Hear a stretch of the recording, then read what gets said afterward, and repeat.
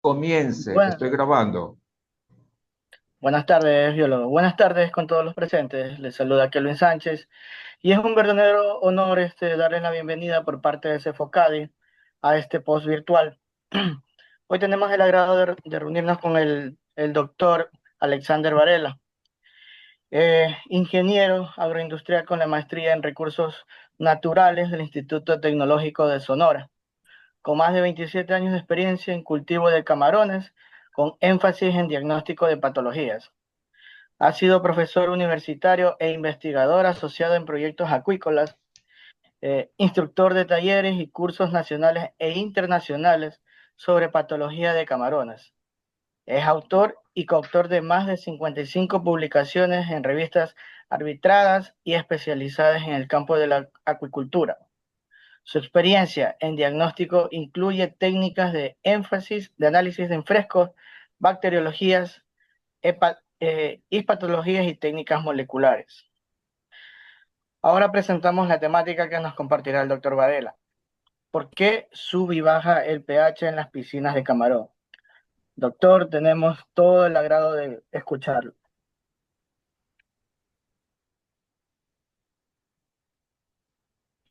Sí, buenas tardes. Buenas tardes, doctor. Sí, tengo el micrófono activo. Perfecto, sí, lo oigo yo muy bien, doctor. Ok, muy bien. ¿Cómo están todos? Primero, un saludo cordial para el doctor Ricardo. Muchas gracias por la invitación. Ya he tenido el gusto de compartir con él en algunas otras ocasiones. Con todo gusto, para mí, un privilegio poder compartir con ustedes un rato, que no lo veamos más que como una conversación, que tengan confianza. Cuando quieran preguntar algo, lo pueden preguntar inmediatamente. Y vamos a buscar la forma de dar respuesta a las dudas. Tengo una presentación sencilla. Me pidieron que hablara sobre el cambio de pH. Entonces, iniciamos. Un poquito tarde, le decía a Ricardo que tuve problemas con el Zoom. Me tocó de última hora desinstalar y volver a instalarlo para que funcionara bien, pero bueno, aquí estamos.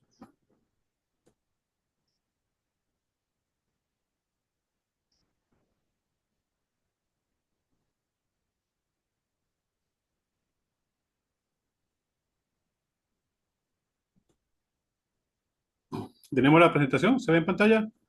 Sí se ve, pero tal vez para... ahí, a modo presentación. Ahí está bien, doctor.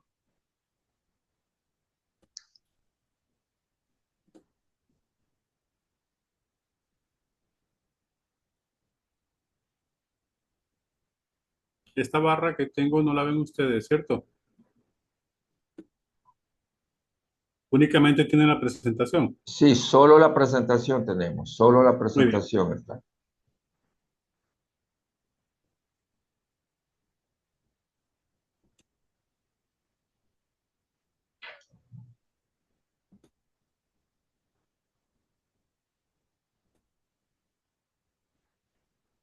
Como les decía, me pidieron hablar un poco sobre lo que es específicamente el cambio en los pH de los estanques. En acuicultura, como ocurre en muchas otras áreas, es complicado utilizar únicamente un parámetro y aislarlo. Generalmente los parámetros se encuentran entrelazados. Hay interacciones entre los diferentes muchos tanto físico-químicos como biológicos y microbiológicos. Y en el caso del pH ocurre lo mismo. No podemos hablar únicamente de pH sin tomar en cuenta algunos otros factores, pero sin embargo vamos a tratar de ligeramente.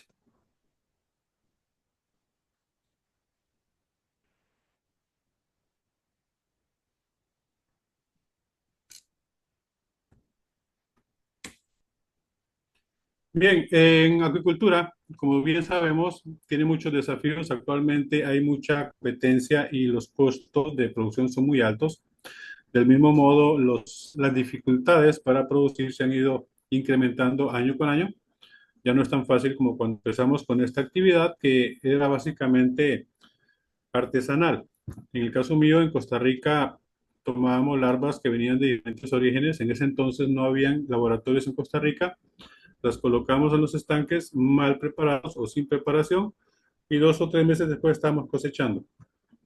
Ya no es tan sencillo, ahora tenemos muchos desafíos y sin dudas el principal desafío que tenemos es el de las mortalidades y el de las pérdidas causadas por diferentes patologías.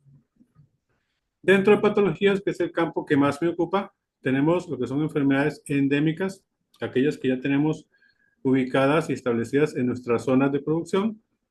Tenemos enfermedades emergentes, que son las enfermedades nuevas que nos están llegando desde el exterior. Enfermedades exóticas, aquellas que aún no están presentes en nuestros países o en nuestras zonas. Enfermedades reemergentes, que son aquellas enfermedades que estuvieron presentes algún tiempo, desaparecieron o bajaron la incidencia y pronto aparecen nuevamente casos de ellas. Y otro tipo que no son enfermedades necesariamente contagiosas, que son las enfermedades causadas por el entorno.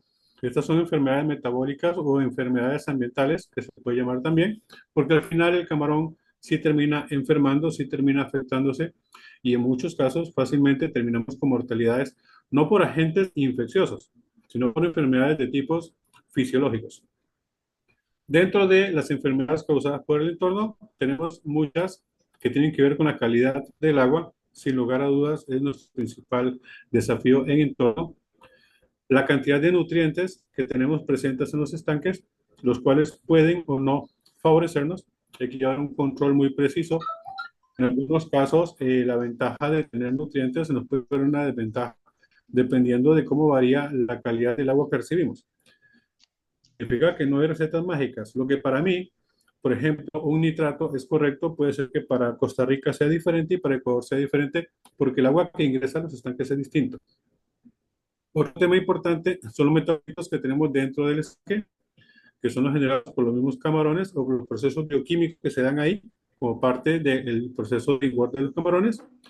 Por supuesto, la microbiota, y cuando hablo de microbiota no me refiero únicamente a bacterias, me refiero también a los virus que están presentes, me refiero también al zooplancton que está presente y a las microalgas. Todas las formas de vida microscópica o microscópica ya incluyen dentro de microbiota. Y claro, los parámetros físico-químicos también tienen un peso enorme.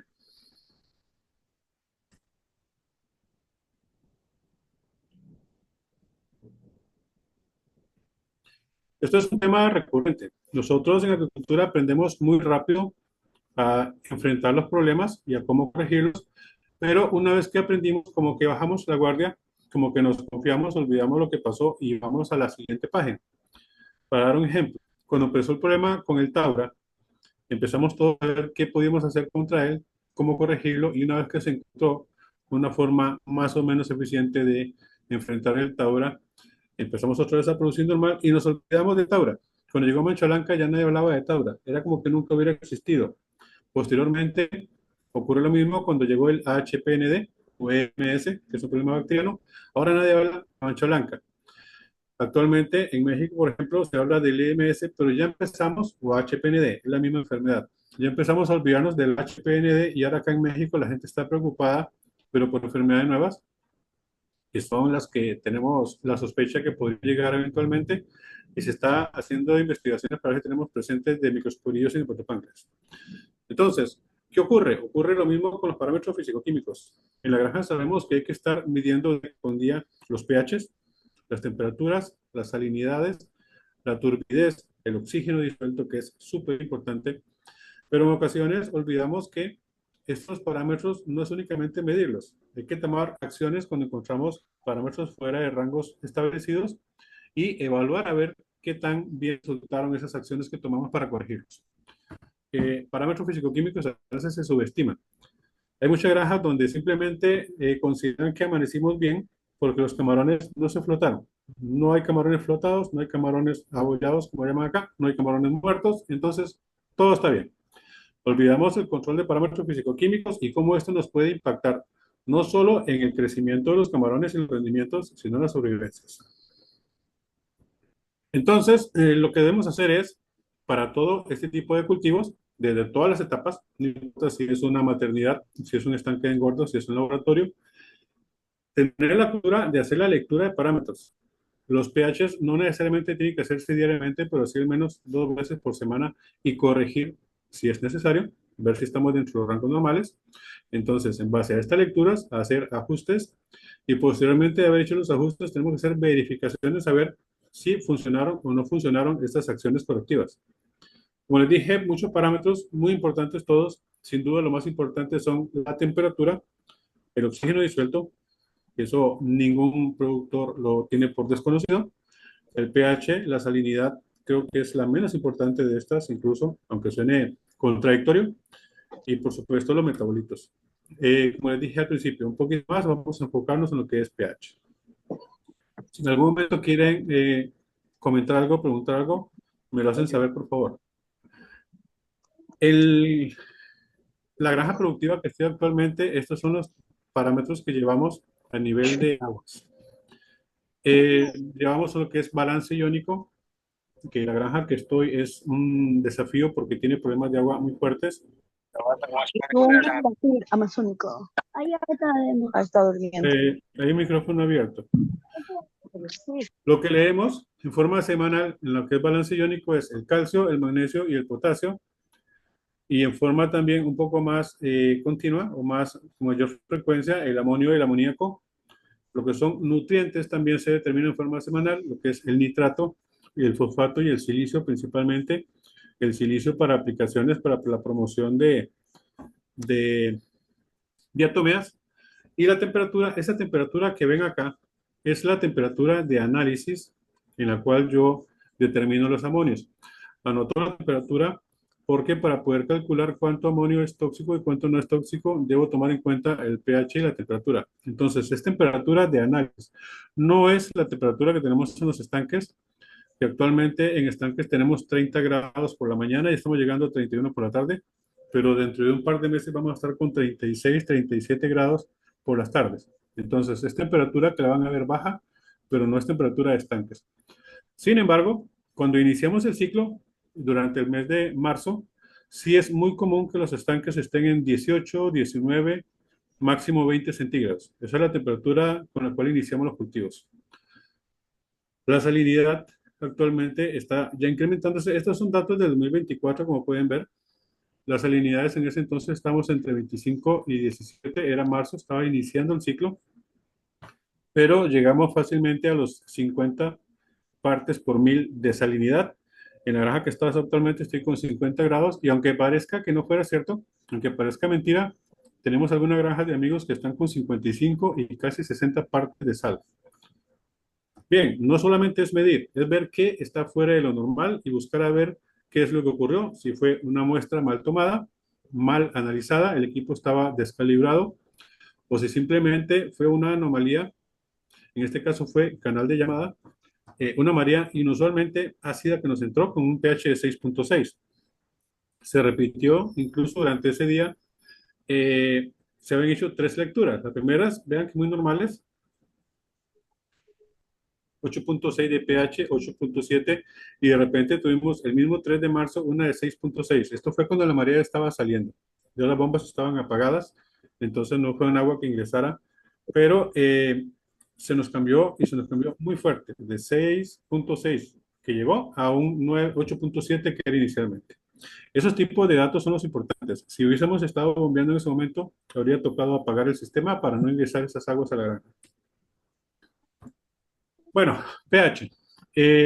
Me imagino que todos tenemos claro cuando hablamos de pH a qué nos referimos. Es un término muy común, pero a veces también lo utilizamos y simplemente nos limitamos a decir, bueno, pH es algo que nos mide la acidez. 7 es neutro, 14 es básico y abajo de 7 es ácido. Pero para recordar un poquito, ¿de dónde viene el término pH y cómo se determina? El agua, la molécula de agua como tal, se ioniza en forma espontánea. Esto es, que si tenemos agua destilada, esta agua destilada en forma natural, parte de sus moléculas, una muy pequeña parte de sus moléculas se van a romper o se van a disociar. Tal como lo vemos acá. Entonces, una molécula de agua normal, que tiene 2 hidrógenos y un oxígeno, va a disociarse, va a dejar un hidrógeno suelto y un grupo OH, un grupo de hidroxilo suelto. Esta es una reacción que ocurre en ambos sentidos. O sea, se disocian y forman las moléculas y de repente estas vuelven a unirse y vuelven a formar la molécula de agua. Es una reacción reversible y además es dinámica. ¿Qué ocurre? Ocurre que si calculamos la concentración molar de hidrógenos multiplicada por la concentración molar de hidróxidos dividido entre la concentración molar de agua normal, el valor es constante, o sea, se nos mantiene. Dado que el agua está con una presencia muy alta dentro de la disolución, la mayoría de las moléculas están completas, entonces este 55.5 se vuelve constante. ¿De dónde sale el 55.5? Bueno, si queremos saber cuál es la concentración molar del agua en nuestra agua, entonces sería tomar los miligramos que tienen en 1 kilo de agua a 1 litro y dividirlo entre la masa molecular del agua, que es igual a 18. Entonces, 1000 dividido entre 18 es igual a 55.5. Esto prácticamente no cambia. Al no cambiar, se pasa como parte de la constante y únicamente tomamos en cuenta estas dos. La concentración de hidronios y de hidróxidos es igual entre ellas. Al subir una, también se sube la otra, al bajar una, baja la otra, y es más o menos 1 por 10 a la 7. Este es el exponente negativo. De ahí sale el pH 7 que llamamos neutro.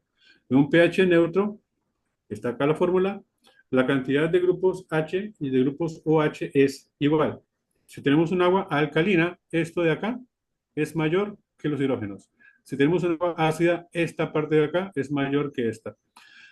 ¿Y por qué se vuelve ácida si se supone que vienen de la misma molécula? Porque estos hidrógenos que me vuelven ácido tienen un origen diferente. Es un hidrógeno que está entrando por otra fuente, por la presencia de un ácido adicional a lo del agua. Y la fotosíntesis, por supuesto, que es un fenómeno que tiene que ver muchísimo, es la principal fuente de variaciones, casi la única fuente de variaciones notable en nivel de pH. Cuando hablamos de pH en el agua, debemos saber que este va a variar naturalmente. Es un fenómeno inusual. Naturalmente, tengo el micrófono abierto. Naturalmente van a haber variaciones de pH durante la presencia del día o de la noche y están ligados con la fotosíntesis. No es tan simple como quisiéramos. No se trata nada más de la presencia de las microalgas, de la luz y del agua para producir oxígeno, sino que hay una serie de iones muy importantes que participan y que son aquellos que nos hacen producir o sentir o detectar variaciones en el pH que a veces son mucho más fuertes de lo que quisiéramos. Vemos que entonces cuando hablamos de cambios de pH no es únicamente la fotosíntesis como tal, es la fotosíntesis y todas aquellas moléculas que pueden de una u otra forma interferir. Y aquí estoy únicamente incluyendo algunas de ellas, no están todas por supuesto, pero sí es un tema multifactorial. Sabemos entonces que la fotosíntesis es un proceso, es el resultado de muchas interacciones. Estas interacciones son biológicas, porque tenemos microalgas trabajando, son bioquímicas por los procesos en los cuales la molécula de agua es convertida o es partida para liberar oxígeno. Esos hidrógenos son utilizados para producir carbohidratos, uniéndolo con el CO2 de la atmósfera. Y también son acciones físicas. ¿Por qué? Porque necesitamos energía. Esa energía es de origen físico, que es la luz del sol. Es un tema que no vamos a entrar a ver a fondo, porque lo vimos en algún momento durante la secundaria, pero todos sabemos que las plantas y las microalgas también pueden tomar la luz del sol, pueden agarrar moléculas de agua, romperlas y pueden tomar moléculas de CO2. Con el CO2 se producen azúcares y con el oxígeno que liberamos durante la fotosíntesis es que se carga la atmósfera o en este caso las aguas. Pero sin entrar en temas más complejos, es un mecanismo dinámico, es frágil, se puede desequilibrar fácilmente y es multifactorial. ¿Qué importa para nosotros el nivel de camarones a nivel práctico? Bueno, lo más importante, olvidando un poquito la parte de fórmulas, la parte bioquímica, que suele ser complicada, durante el día tenemos la presencia de luz. Entonces, hay una incidencia muy fuerte de luz sobre las aguas. Estas aguas contienen fitoplancton. El fitoplancton tienen cierta similitud con las plantas, aunque no son plantas, también tienen la capacidad de hacer fotosíntesis. Estas microalgas toman la luz y agua del estanque.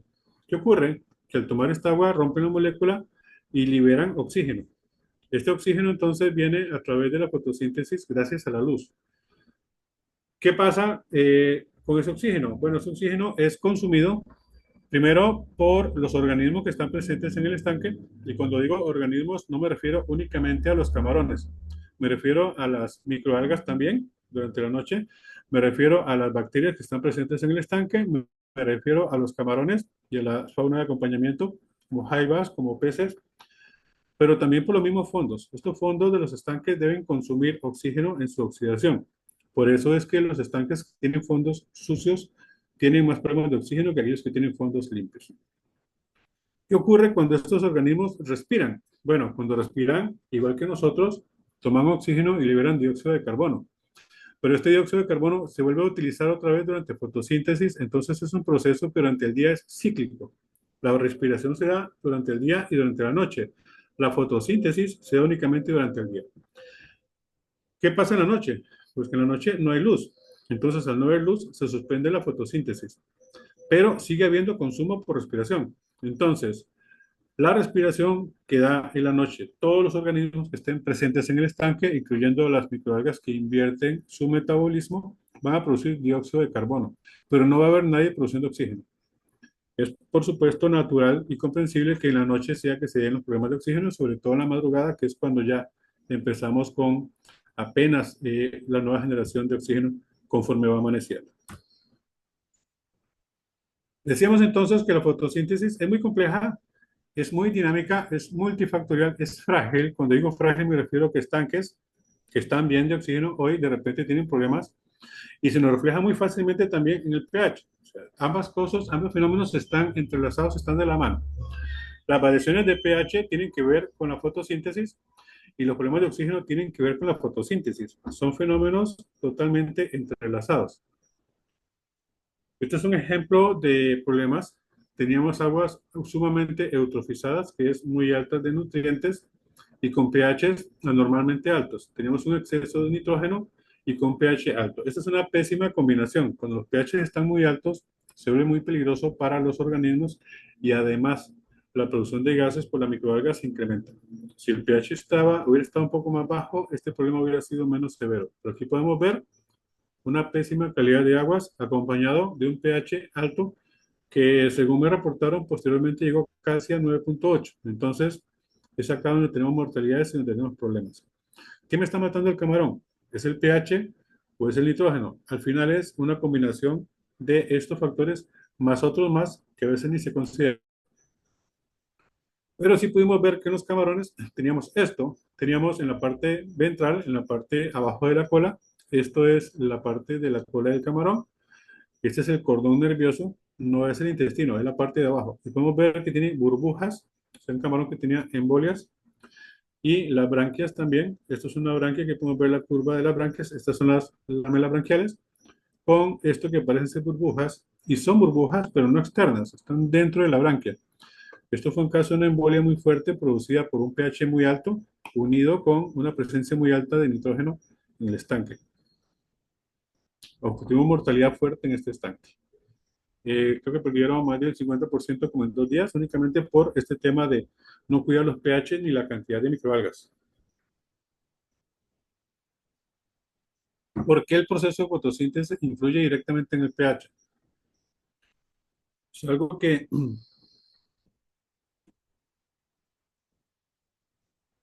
quiero quitar la barra porque me está...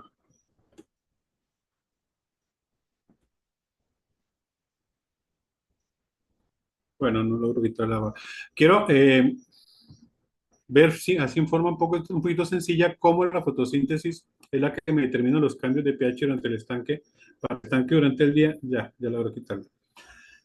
Y aquí podemos ver esta gráfica que es para estanques de acuícolas, estanques de acuicultura. Decíamos que el pH es una escala que mide la cantidad de basicidad o acidez de las aguas. Consideramos que un pH neutro es un pH que tiene un valor de 7. Mientras más sube de 7, empezamos hacia la parte básica o alcalina. Mientras más bajamos hacia el 0, empezamos a acercarnos hacia la parte ácida. En pHs muy bajos, abajo de 4.5, vamos a tener mortalidades muy fuertes. Cuidado con este dato, no significa que con un 6 los camarones no se vayan a morir, solo que no va a ser tan rápido ni tan notorio, pero vamos a tener pérdida de camarones. Igual ocurre con animales que estén arriba de 11, son animales que van a morir muy rápido, pero no significa que los que estén en 10 van a estar bien. También vamos a tener mortalidades. Hay un rango óptimo y ese rango óptimo se considera que está entre 6,5 y 8,5. Este es el rango ideal para camarones, en el cual ellos pueden permanecer metabólica y fisiológicamente fuertes y normales sin hacer esfuerzos y sin daños o lesiones que pongan en riesgo la sobrevivencia. Y aquí podemos ver cómo son los cambios de pH y ahora vamos a ver por qué tiene que ver con la fotosíntesis directamente. Podemos ver que la línea abajo es un pH de 7, pH de 8 y un pH de 9.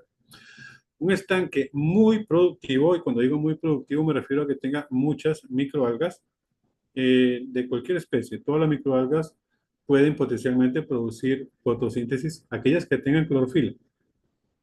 Un estanque que tenga muchas microalgas va a producir durante el día, aquí vemos un incremento de pH muy notable. A las 6 de la mañana los pH van a ser relativamente bajos. Conforme empieza a avanzar el día, empieza a subir el pH. Vemos que a mediodía tenemos un pH ya que está en 9 y el pH máximo del estanque se va a alcanzar justamente al momento de anochecer, que esta gráfica son las 6 de la tarde, y este pH máximo va a empezar a descender durante la noche. ¿Qué tan arriba va a llegar el pH? Va a depender de la productividad que tenga o más o menos de la cantidad de fotosíntesis, de la cantidad de microalgas que tenga. Si tenemos un estanque con demasiadas microalgas, las variaciones, las fluctuaciones en el pH durante el día van a ser muy bruscas y muy fuertes y además van a ser de riesgo para los camarones. Si tenemos un estanque con una cantidad de microalgas no tan alta, una productividad primaria controlada, vamos a tener suficiente oxígeno para trabajar con los camarones, pero a la vez vamos a evitar esos cambios bruscos de pH que son los que ponen en riesgo la producción.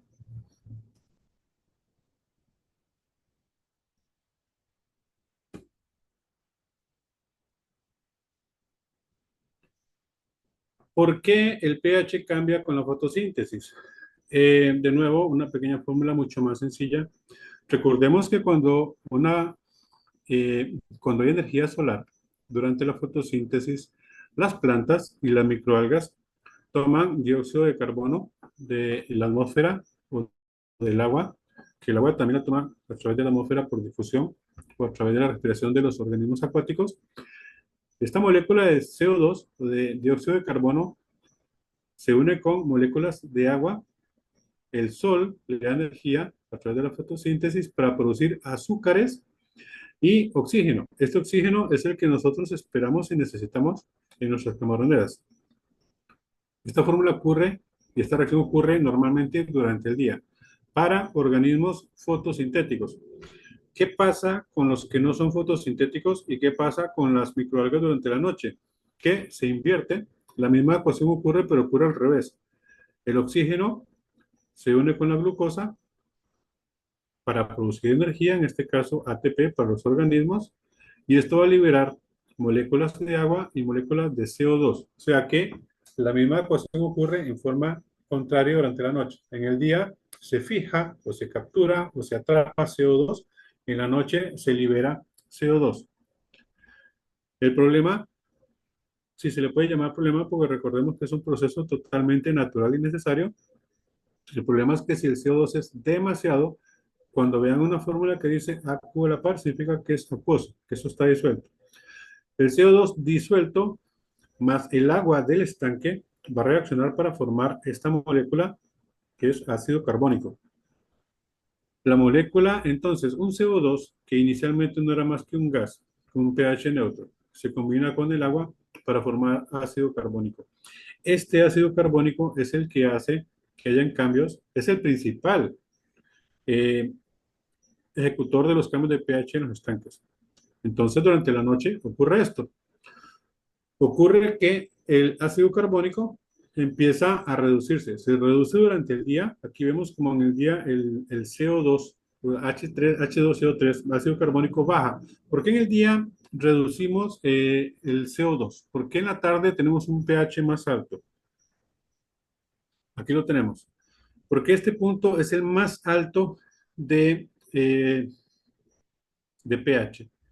¿Y por qué en la madrugada es el punto más bajo? Aquí este punto, como acaba de pasar la fotosíntesis, como acaba de ocurrir el día, entonces mucho del CO2 que se produjo por respiración de los camarones o de los demás organismos o del medio, mucho de ese CO2 se utilizó para construir azúcares a partir de la fotosíntesis. Entonces, todo el CO2 o gran parte del CO2 que estaba en el agua se utilizó en fotosíntesis para producir azúcares. Fue capturado, fue fijado. Se redujo entonces la cantidad de CO2. Por eso tenemos un pH alto. ¿Qué pasa durante la noche? Se produce mucho CO2, pero no se está convirtiendo en azúcares.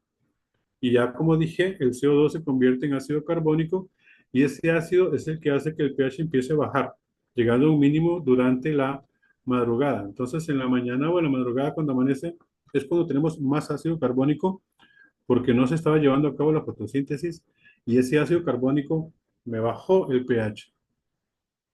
Amanece, empieza nuevamente la fotosíntesis, entonces ese ácido carbónico, que es fuente de carbono, es utilizado para producir azúcares y poco a poco empieza el pH a subir nuevamente. Como les dije antes, qué tan alto, qué tan baja va a ser la variación va a depender de la carga de microalgas que tengamos, pero siempre la curva va a tener esta forma. Amanecemos con pH bajos, tenemos el punto máximo al momento de anochecer y el punto mínimo al momento de amanecer. Entonces, el CO2 es el culpable o responsable o el principal actor en los cambios de pH que tenemos en los estanques, el cual es directamente relacionado con la producción o con la ausencia de fotosíntesis. Ya ven cómo no podemos entonces separar pH de fotosíntesis. ¿Qué efectos tiene? Bueno, esto también es no únicamente saber que el pH está mal, sino saber por qué me afecta. Todos los seres vivos tenemos un pH que es óptimo. Ese pH es el que va a hacer que mi organismo funcione bien o mal. Y si me salgo de los valores normales de pH, voy a funcionar mal. Sabemos, por ejemplo, que nuestro estómago tiene un pH muy ácido. Creo que está de 4 a 4,5. Si yo tomo muchos antiácidos, estoy hablando de exceso de antiácidos, mi funcionamiento estomacal no va a ser normal. A lo mejor la digestión no va a ser buena. ¿Por qué? Porque está alterando su condición normal. Un cambio muy brusco en el pH va a afectar en todos los niveles y a todos los tejidos del camarón. Para dar algunos ejemplos, las enzimas que tienen los camarones tienen un pH óptimo en el cual trabajan. Cuando hablo de enzimas me refiero a todas las enzimas del camarón. Aquí tenemos en cuenta las enzimas que le ayudan a digerir el alimento, como las proteasas, como las lipasas, como las carbohidrasas. Estas enzimas que le ayudan al camarón a digerir el alimento en el hepatopáncreas tienen un pH en el cual trabajan perfectamente. Conforme nos empecemos a salir de este valor de pH hacia arriba o hacia abajo, las enzimas van a perder eficacia hasta finalmente dejar de trabajar en un caso muy extremo.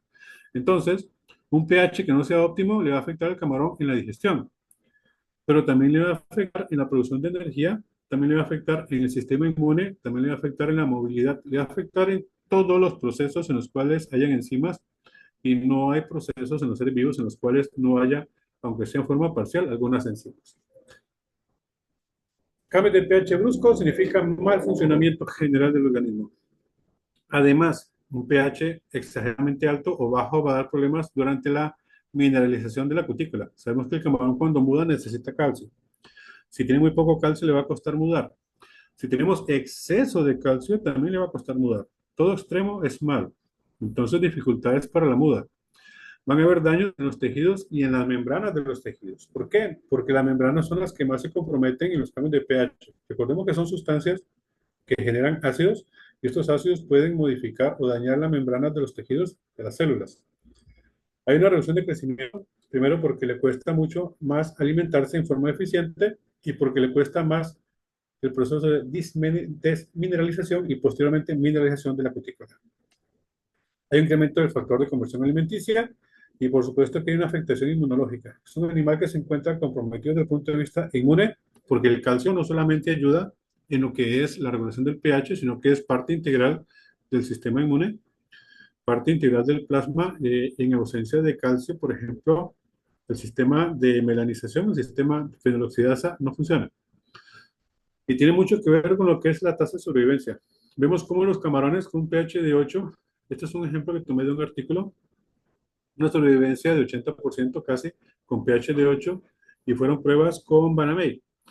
En pH de 6.5 la solvencia es mucho más baja y 9.5 también mucho más bajas. Entonces, ¿cuál fue la óptima? Cerca de 8. Buscando siempre las zonas de confort de los organismos. Afecta directamente la sobrevivencia. Y estos son efectos que en este mismo artículo pudimos ver para el pH, evaluando únicamente pH como variable. O sea, no se tomó en cuenta ningún otro tipo de variable, la única que se afectó o la única que se modificó para ver sus efectos fue el pH. Y que podemos ver, esto es parte del intestino de un camarón con un pH de 8.5. 8.5 decíamos que era normal. Y aquí podemos ver lo que es la membrana basal del intestino, esta parte que estoy marcando. Vemos la mucosa intestinal, esta parte que se ve como ondulada, es la mucosa del intestino. Es un corte transversal del intestino. Y podemos ver acá la presencia de microvellosidades, que son las que participan directamente y activamente en la absorción a nivel intestinal de nutrientes. Podemos ver el epitelio intestinal y podemos ver que es un tejido bastante bien conservado, que es un tejido que se encuentra ampliamente organizado y estas arrugas, digamos, estos dobleces, estas ondulaciones son naturales para que tenga mayor superficie de contacto. O sea, que esto le favorece al camarón para la que es la absorción de nutrientes. A la derecha, camarones que también fueron alimentados exactamente igual, mismas condiciones, pero con un pH de 6.5. Vean cómo hay mucho menos ondulaciones, o sea que se reduce esta también es el lumen intestinal y esta es la base. Tenemos lo que es, perdón, este es el lumen intestinal y esta es la base. Vemos que incluso hay un poco de inflamación, algunas células por ahí, hemocitos que están circulando. Vemos que la mucosa intestinal, el epitelio, se encuentra mucho más plano. Esto reduce la superficie de absorción de nutrientes. Prácticamente no hay microvellosidades, como sí ocurría con esta primera, y esas microvellosidades son las que absorben nutrientes. Entonces, esto nos explica por qué un cambio de pH reduce la eficiencia alimenticia de los camarones. Adicional a la pérdida de eficiencia de las enzimas. Pero no solamente el pH como tal es una amenaza. Tenemos también que colateralmente nos afecta en forma directa con los amonios. Tengo muchos mensajes en el chat, pero no puedo abrirlos. Si alguien desea preguntar algo, lo puede hacer abiertamente. No sé si abrir micrófonos, pero ahorita regresamos al chat. Bien, los amonios es otra amenaza que tenemos y todos hemos escuchado también que el amonio tiene dos formas. Una molécula que es NH4, que no es tan tóxica, sin embargo, también es tóxica. Tenemos que tener claro esto. Es menos tóxica. Y una molécula que es más tóxica, que es el NH3. ¿Qué determina que una molécula esté en su forma tóxica o no tóxica? Esto también es un equilibrio dinámico. La molécula de NH4 y NH3 se están intercambiando entre ellas. Pasan de una a la otra en forma dinámica. Y lo que nos dice que tan alto va a estar la proporción de NH3 con respecto a NH4 van a ser dos parámetros principales, que es la temperatura y el pH.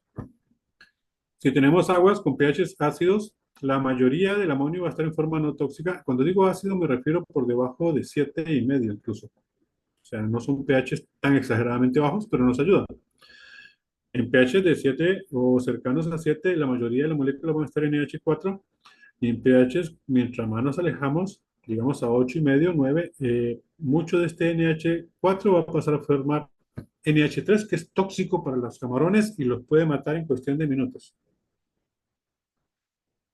Una exposición prolongada o aguda, cuando digo prolongada me refiero a cantidad de amonio no muy fuertes, pero durante mucho tiempo, o una exposición aguda, que es una cantidad de amonio fuerte durante un corto tiempo, puede matarnos el camarón o al menos dañarlo lo suficiente para que otros factores adicionales o infecciones o problemas posteriores lo maten. El camarón que yo tenga estresado por amonios va a soportar menos oxígenos bajos, va a soportar menos quema de oxígeno, va a soportar menos bacterias, va a soportar menos virus, va a crecer menos, o sea que es un problema que lo debilita de todo punto de vista fisiológico. Además, el amonio cuando está muy alto produce estrés oxidativo y es uno de los principales problemas que tenemos a nivel fisiológico. Hay un aumento de los radicales libres de oxígeno o la forma libre de oxígeno, que son moléculas que pueden romper estructuras celulares como moléculas, como membranas, como procesos, enzimas, como sustratos. Entonces, estos roles son desde tu punto de vista un problema que la célula bajo condiciones normales puede controlar, pero no así cuando tenemos alta concentración de amonio o pHs anormales. Hay daño de las membranas y hay daño de los lípidos. La mitocondria deja de funcionar bien. Si recordamos de secundaria, las mitocondrias son las encargadas de generar energía para los organismos. Entonces, si las mitocondrias a nivel celular han sido dañadas por amonio, pues obviamente la producción de energía y de adenosínfosfato también se va a ver afectada. Son animales fisiológicamente y bioquímicamente más débiles. Además, hay daños en los hemocitos, que son los encargados de ayudarle al camarón a defenderse. Y la presencia de amonio en forma aguda o crónica durante mucho tiempo genera un incremento en la apoptosis. La apoptosis es un proceso patobiológico que es el que hace que los tejidos, que las células mueran en forma programada, bajo condiciones normales. Pero si hay un estrés, la apoptosis es mayor de lo que el organismo necesita, entonces se vuelve pérdida de tejidos. Y aquí vemos una gráfica que, aunque se parece a la de fotosíntesis, no es el mismo tema. Tenemos una presencia de NH4 conforme uno de ellos baja, en este caso NH4, el otro aumenta. Siempre vamos a tener más NH4 que es menos tóxico que NH3 que es más tóxico, pero conforme aumenta la cantidad de NH3, directamente se reduce en NH4.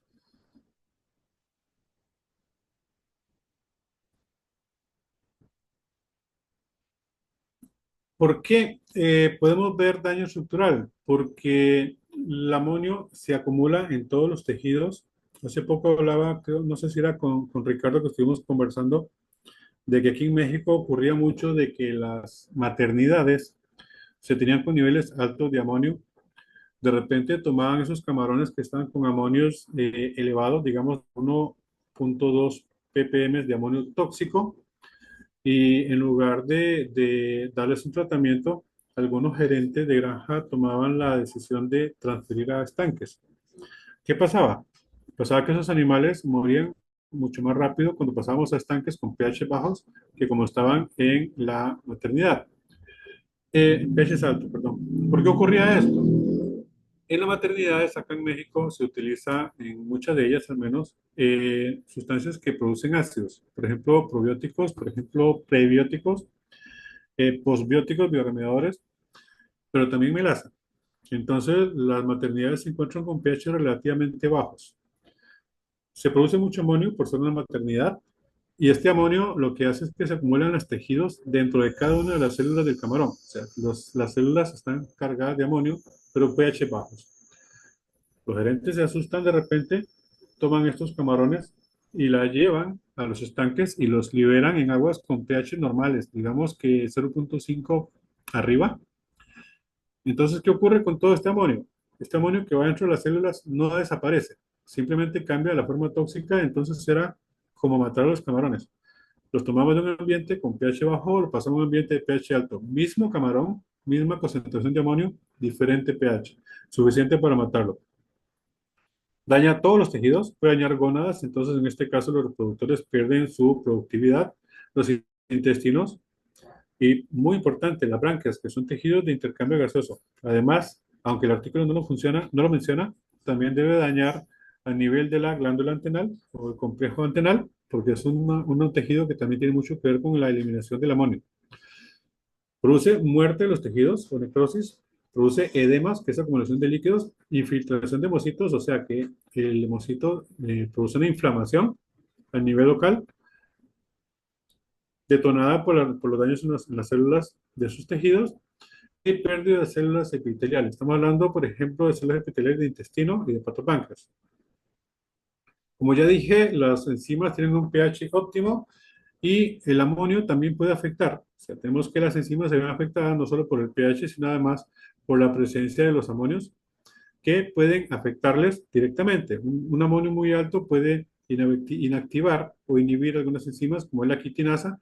Esta quitinasa es importante porque participa positivamente en el camarón durante la muda. O Si la quitinasa no está bien, se dificulta mucho la muda del camarón. Y también en otras que tienen que ver con la protección contra daños de los complejos oxidantes o de las moléculas oxidantes de los ROS. Los camarones tienen enzimas para contrarrestar los ROS como la superóxido dismutasa y la catalasa. Estas enzimas tampoco trabajan bien en presencia de amor. ¿Qué tenemos que hacer? Llevamos entonces los parámetros y a tomar acciones en contra de las lecturas anormales. Esto que está a la izquierda es algo muy interesante que está haciendo un doctor acá en México, lo está desarrollando. Es muy práctico, es colorimetría. Él está desarrollando un método, lo tiene en proceso todavía, está afinándolo, pero son microplacas como las que utilizan en las enzimas, en los ensayos de ELISA, que son coenzimas, son unas plaquitas muy pequeñas. De hecho, en la palma de la mano cae un cuadrito y le caen 96 placas. Y él puede desarrollar análisis de químicos, de lo que quiera, del estanque, y si quiere ver 96 muestras a la vez. Esto para sustituir a los protómetros. De hecho, en la caja que estoy lo llevó, me gustó, lo está afinando, pero es un sistema colorimétrico para análisis químico de aguas. Lo primero, ver cómo estamos de amonio, ver cómo estamos de pH y de temperatura, y luego utilizar las clásicas tablitas para ver qué porcentaje de ese amonio es tóxico. Estas tablas son las que encontramos en literatura, aunque también hay aplicaciones de teléfonos que lo hacen automáticamente. Medimos un amonio total, buscamos saber cuál es su pH, entonces buscamos el pH, si estamos en pH de 7.1 nos vamos por esta línea y lo cruzamos contra la temperatura. Vean, entonces, por eso decía que para el amonio sea tóxico o no, lo más importante es el pH y la temperatura. Vamos a buscar la temperatura hasta llegar a la del estanque y aquí nos va a decir 0.480. ¿Qué es esto? Es el porcentaje de todo el amonio, o sea, de todo ese amonio, digamos que 10 ppm de amonio total, el 0.48 estaría, 0.48% sería tóxico. Un poquito más sobre los daños, ya los mencioné, no quiero quedarme mucho en esta diapositiva,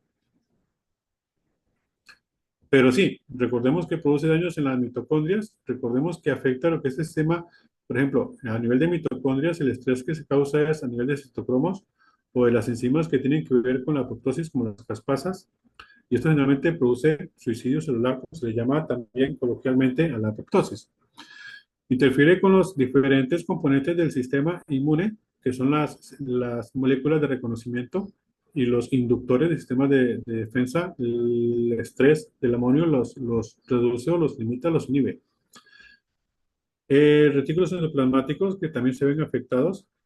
Entonces, obviamente no hay una buena funcionalidad de los retículos y sabemos que estos son muy importantes, entre otras cosas, para las modificaciones enzimáticas posttraduccionales y actúa directamente en el sistema de antioxidantes inhibiéndolos. Entonces, al inhibirse los antioxidantes, hay mayor daño oxidativo en los tejidos. Los efectos citotóxicos, aquí podemos verlo, en este caso es amonio. Amonio combinado con pHs elevados. Entonces, un hepatopáncreas perfectamente normal, un hepatopáncreas afectado por amonio. Aquí vamos a ver cómo hay edemas, cómo hay desprendimientos de membranas, cómo hay reducción de la altura celular, menos cantidad de reservas, una infiltración de hemocitos muy fuerte. Acá vemos que entre los túbulos hay muchos hemocitos infiltrados, incluso los túbulos casi no se tocan entre ellos. Nuevamente es un corte transversal, mientras que arriba prácticamente no hay espacio entre un túbulo y otro. Vemos muchas reservas, muchas células de reserva, los túbulos con sus lumen prácticamente cerrados, precisamente por la altura de las células. Y aquí abajo tenemos algunos lúmenes mucho más abiertos, porque las células tienen menos altura. En la foto de en medio vemos branquias. Estas son branquias normales, un corte común de branquias de camarón. En la parte de abajo vemos cómo hay inflamaciones y cómo hay zonas con edemas, que son estas zonas que se ven con espacios blancos o vacíos. Y a nivel del intestino ocurre algo parecido a cuando cambiamos solo pH, solo que en este caso era pH más amonios. Hay una reducción en la mucosa. Si vemos esta es mucho más alta, la mucosa intestinal, abajo la vemos más corta. Hay menores ondulaciones, son más pequeñas, son más lisos los intestinos, hay menos superficie de absorción, menor altura y también menor presencia de microvellosidades. Bien, el control entonces, revisiones periódicas. Hay que revisar el pH mínimo 2 veces por semana. Si nuestra zona los pHs cambian muy fuerte, como ocurre, por ejemplo, ahora tenemos una granja cercana a nosotros que nos está pidiendo apoyo. Vamos a ver cómo les ayudamos. Pero esa granja es una locura. La calidad de agua que tiene, yo nunca la había visto. Es un completo desafío. Es un enigma, es un rompecabezas. Esa granja vecina a la nuestra tiene problemas de pH, tiene el amonio, el magnesio normal, digamos que normal, 1400 ppm. Tiene el calcio mucho más alto que nuestra granja y está apenas a 2 kilómetros. No tiene influencia en ningún río. Sin embargo, el calcio está 3 veces más alto que en nuestra granja. Y lo más increíble es que el potasio de esta granja está 6 veces más bajo que en nuestra granja. Además, tiene problemas bacterianos, tiene problemas de oxígeno, tiene pH de suelos muy bajos, en algunos casos muy altos en otras. Para granjas como estas, para granjas complicadas, para rompecabezas o desafíos como estos, el control del pH tiene que ser por lo menos 3 veces por semana. Granjas ya más estables, como las que trabajamos o como la que yo trabajo, 1 o 2 veces por semana es suficiente. ¿Qué nos va a decir cada cuánto? Bueno, las variaciones. Al principio se toman varias veces el pH. Si este no cambia mucho, basta con leerlo 1 vez por semana. Si vemos que hay muchas variaciones, entonces sí toca tener un poquito más de frecuencia de lecturas. Importante, tratemos de que la toma de parámetros, en el caso del pH en especial, sea siempre a la misma hora o más o menos en el mismo rango. Digamos cerca de mediodía, si así lo escogen, que sea siempre igual. Evitemos tomar pHs en la mañana una semana, la que sigue por la noche y la que sigue a mediodía, porque ya vimos que hace una curva muy fuerte y vamos a andar corriendo detrás de esa curva viéndolo como variaciones, cuando realmente son variaciones, sí, pero naturales por la fotosíntesis. Entonces, si la repetimos siempre a la misma hora, horas cercanas, vamos a ver variaciones en el mismo periodo, que son las que nos van a decir al final si algo está ocurriendo normal para poder hacer acciones correctivas. No solamente leer los parámetros, obviamente hay que analizar y ver si se encuentran fuera de rango y ver qué estrategias de correlación o de corrección van a ser las más adecuadas. Si tengo pHs muy bajos, pues habría que ver si es que necesito utilizar carbonatos de calcio, óxido de calcio, en algunos casos hidróxido de calcio, o sales incluso para cambiar los contenidos de iones, si es que es un problema de balance iónico. Pero generalmente hemos llegado a la conclusión de que si la fuente de agua es adecuada, lo mejor es hacer recambios.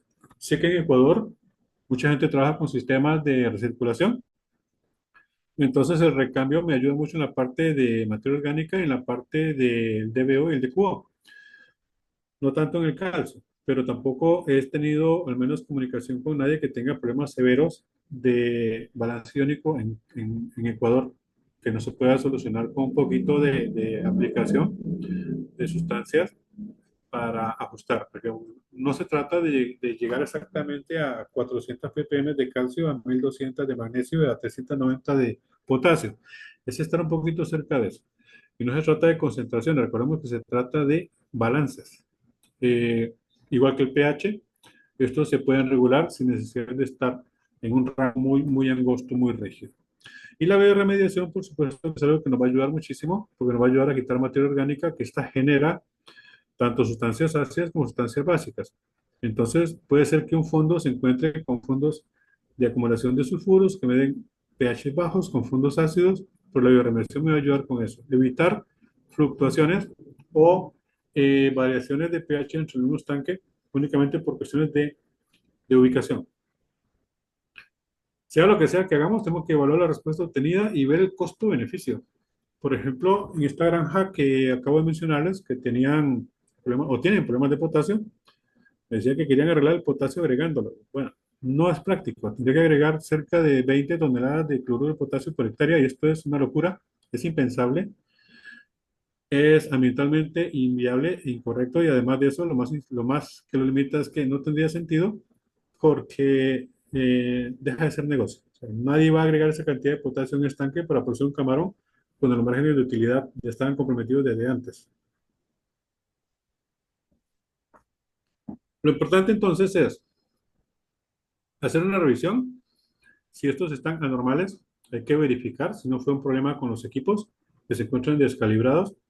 Ver en varios puntos del estanque. A veces tenemos microclimas dentro de los estanques. y resulta que mi oxígeno disuelto en un muelle está bajo, pero resulta que en la compuerta de salida o en la compuerta de entrada está mejor. Todos hemos visto eso. Pasa lo mismo con el pH. Si ya verificamos que está normal, pues hay que comunicarlo a los responsables de calidad de aguas, tomar acciones correctivas y darle seguimiento. Pero esto debe ser algo que se haga rápido, en forma expedita, en forma eficiente, porque es tiempo. Y nosotros trabajamos en base al tiempo. El tiempo es dinero y al final lo que los productores necesitan es ganar. Nosotros ayudamos en la producción de camarones, pues ellos producen camarones no porque les guste, es porque ganan. Y si no hacemos las cosas bien, va a dejar de haber ganancias porque en esto de la acuicultura, igual que en cualquier otra actividad, aplica lo de que el tiempo es dinero. Si tardamos mucho, van a haber mortalidades, van a haber incrementos de los factores de conversión, van a haber pocas o ninguna ganancia. Y la vigilancia debe ser permanente. En este caso, estos muchachos estaban revisando un estanque en el cual se hacían recambios y no mejoraba. Resultó que había una fuerte acumulación de sólidos en las compuertas y no era más que limpiar compuertas para ya poder incrementar fondos de recambio de fondo, y con esto mejoró el pH del estanque. Era acumulación de materia orgánica en salida, lo que no permitía sacar la contaminación interna. Acciones sencillas a veces nos dan muchísimo con qué mejorar. Bien, me gustaría ver si es que hay preguntas o más bien escucharlas. Oro, aquí tenemos unas consultas. Hay dos estudiantes que van a leer. Entonces le doy paso al señor Sánchez o a Luis Ángel, por favor, comiencen. Listo, biólogo. Doctor, un gusto saludarlo. Buenas tardes. Mi nombre es Luis Ángel Anchundia Zambrano, ayudante de cátedra de la versión número 15 de asistente biólogo. Gracias, Tenemos, Ángel, un gusto. Dime. Tenemos unas preguntas de parte de nuestros compañeros en la cual quisiéramos que nos ayude con su ardua experiencia. La primera de ellas, se le digo, es la mía, que dice que basándome a sus años de experiencia en el estudio del hepatopáncreas y diagnóstico de enfermedades, ¿cuáles han sido los principales hallazgos en sus investigaciones sobre el hepatopáncreas en los últimos años? Mira, el hepatopáncreas es uno de los tejidos más importantes del camarón por múltiples razones. La primera, obviamente, por la función del hepatopáncreas, tiene que ver con la digestión. Y si el camarón tiene el hepatopáncreas dañado o lesionado o no está en condiciones óptimas, la digestión no va a ser buena, y esto ya sabemos que va a afectar toda la cadena fisiológica del camarón. Camarón débil, un camarón que no crece, camarón que no se defiende, camarón no se defiende, perdón. Entonces, si es un órgano y de los más importantes, desgraciadamente también es uno de los más frágiles que tiene el camarón. Y durante los últimos años, puedo decir que acá en México, lo que tenemos más importante ahora en el hepatopáncreas sigue siendo problemas por toxicosis por bacterias, por virus paramolíticos, por HPND, pero últimamente está cobrando importancia la presencia de algunos virus que han tenido mutaciones. Acá en México tenemos, a un amigo mío está detectando, me pidió unas muestras que no le he enviado aún, está detectando parvovirus hepatopancreático, el cual no desarrolla las lesiones típicas, pero que está presente. Entonces, hepatopáncreas con parvovirus, pero sin lesiones. Entonces, vamos a evaluar, vuelvo a evaluar más bien, qué tanto afecta la producción, pero sí está apareciendo una nueva cepa de parvovirus. Hay otras enfermedades que no necesariamente están en México, pero que pueden estar en América, como es el novavirus de mortalidad encubierta, podría estar en América. Los virus tipo Wensu que afectan el hepatopáncreas producen cuerpos de inclusión tipo Liner. Y muy importante, lo que me está ocupando a mí en estos momentos más es la posible presencia de microsporidios en hepatopáncreas, que eso tendría un impacto muy negativo. Ya vimos que está ocurriendo en algunos países de Latinoamérica impactos fuertes por microsporidio. El que llamaban inicialmente enterocitosón hepatopenei, que últimamente se le ha cambiado el nombre a Escistonucleospora hepatopenei, es el mismo, pero al final, cualquier tipo de microsporidio que tengamos presente en el hepatopáncreas es negativo, no importa que sea este o que sea otro. ¿Por qué? Porque los microsporidios son organismos muy pequeños, cuesta mucho detectarlos, que tienen la característica de que no producen su propia energía, son energéticamente dependientes de la célula que están infectando. Roban energía de la célula del hepatopáncreas, o sea, no tienen mitocondrias, entonces roban energía de la célula y esto hace que el hepatopáncreas pierda su capacidad de trabajar. Todo microsporidio en el hepatopáncreas es negativo, ya sea o no el Cytomicrospora patopenei, y es algo al que hay que poner mucha atención. Como recomendación, porque las muestras que estoy viendo ahora, y he encontrado algunas cosas interesantes en muestras de acá o muestras de otras partes que me mandan, es que el análisis en fresco es lo que más hacemos por cuestiones de economía, de tiempo, de practicidad. No es la mejor prueba para encontrar el microsporidio. Pero si es lo único que tenemos, hagámoslo, pero un poquito bien, un poquito mejor. Utilicemos portaobjetos y cubreobjetos, utilicemos lente de inmersión en 100x, por lo menos al principio para acostumbrar los ojos a detectar estos microsporidios, que son muy pequeños, miden una micra o un poco menos, 0.7 a 1.1 micras.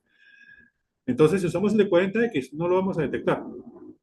Una vez que nuestros ojos se acostumbren a buscarlo y a detectarlo, ya podemos usar 40x. Pero al principio, hagamos análisis de 100x con portaobjetos, cubreobjetos y lente de inmersión.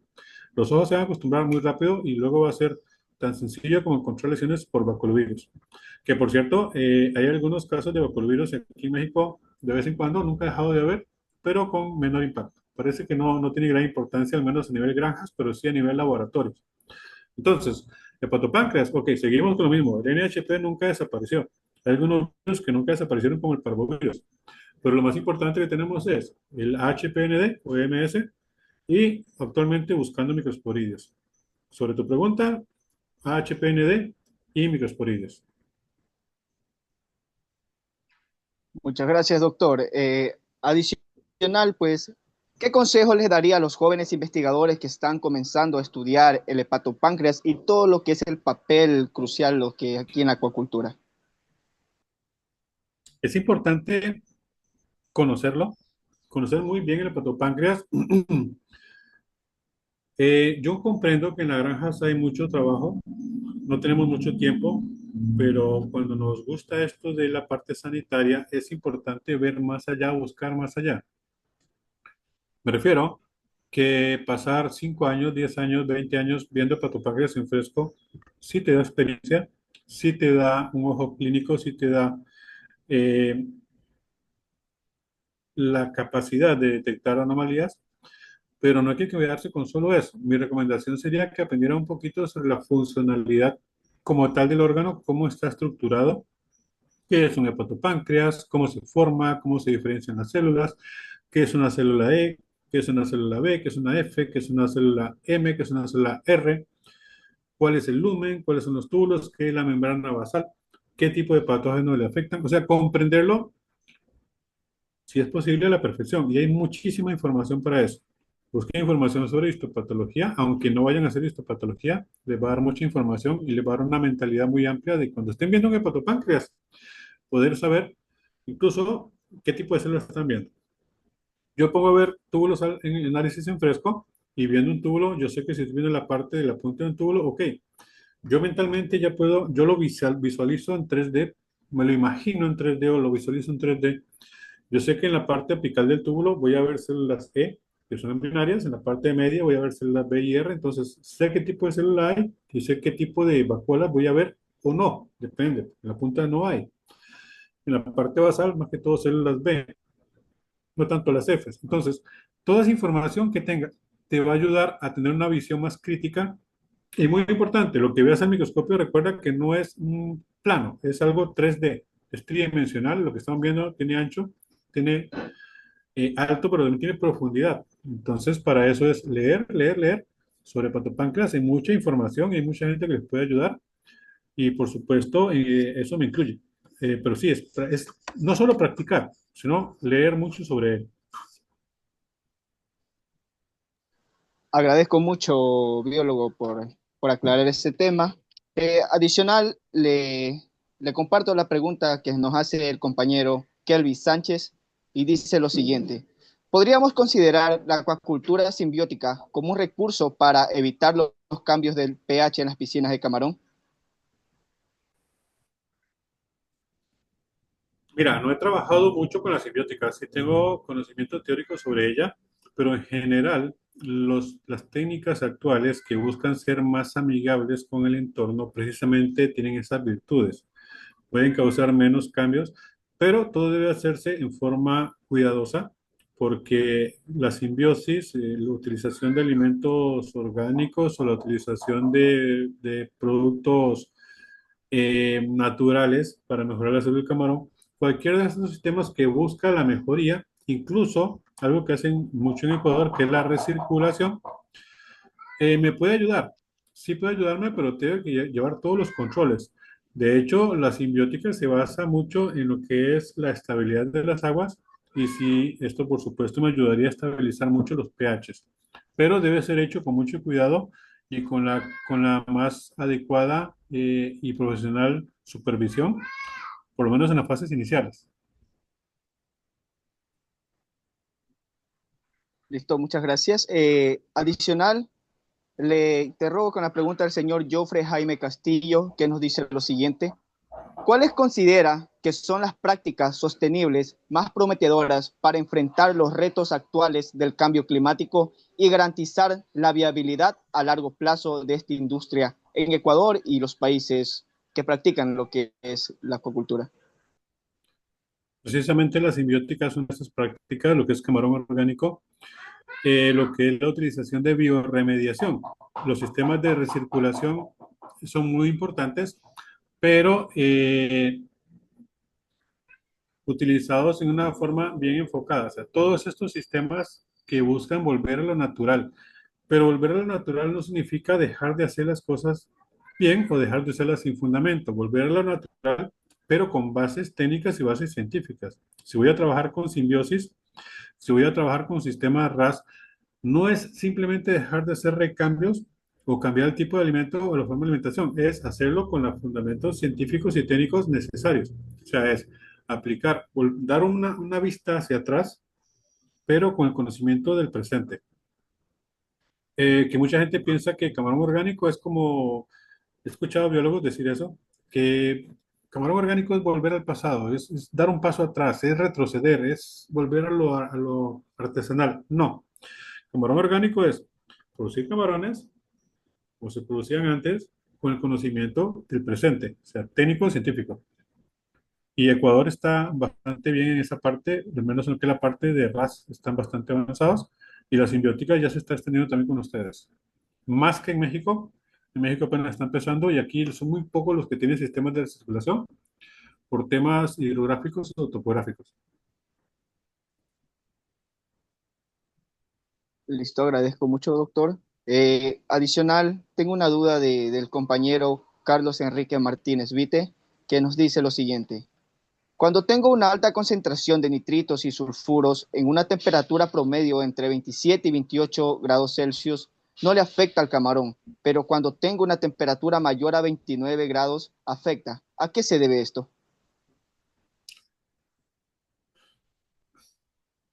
Los camarones no tienen temperatura propia. Sabemos que son animales que no poseen sangre caliente, no regulan su temperatura. Entonces, ¿cuál es la velocidad? ¿Cuál es la temperatura de un camarón? La temperatura de un camarón es la temperatura del agua en la cual se encuentra. Si tengo camarones a 19 grados, estos camarones tienen su organismo, todo su organismo está a 19 grados. Si los tengo a 30, todo su organismo está a 30. Depende de la temperatura ambiental. Si yo agarro un camarón y le aumento la temperatura, estoy aumentando, estoy acelerando su metabolismo. Y este incremento del metabolismo puede funcionar a favor de él o en contra. Lo vemos muchas veces, por ejemplo, con el alimento. Un camarón que esté a 18 grados come, pero no engorda. Cuesta mucho que engorde porque su metabolismo está muy lento, su sistema enzimático también. Si tengo el camarón a 28 grados, come y engorda. Convierte porque su metabolismo está trabajando en condiciones óptimas. Si lo coloco a 33 grados, come desesperadamente, pero no engorda. Su metabolismo está sobreexigido y realmente no convierte.